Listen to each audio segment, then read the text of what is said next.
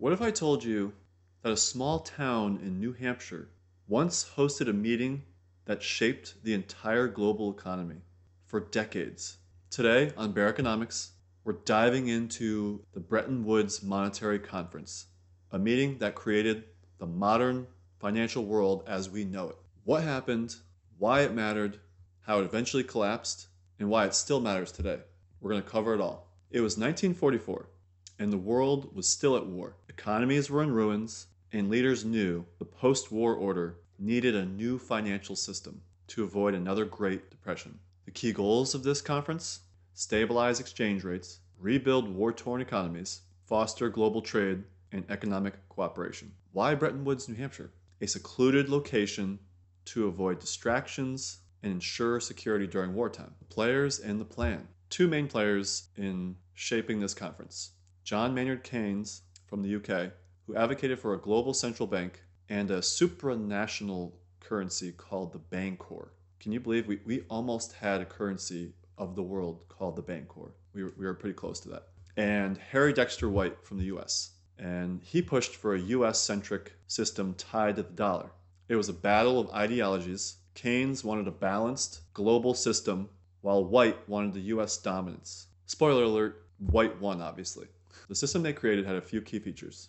First, they had pegged exchange rates, which meant currencies were pegged to the US dollar, which was backed by gold at $35 an ounce. Two, creation of institutions.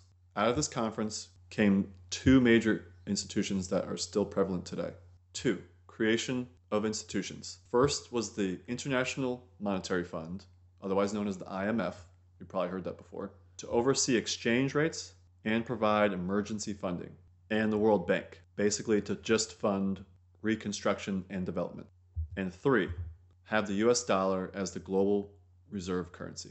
The US became the anchor of the global economy. Some of the benefits: economic stability. Currencies were stable and trade flourished. Reconstruction. The system helped Europe and Japan rebuild after the war. Global cooperation. For the first time, nations worked together on economic policy, but the cracks slowly begin to show.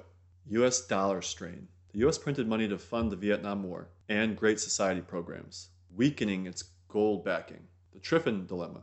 The US had to provide dollars for the global trade, but couldn't back all those dollars with gold.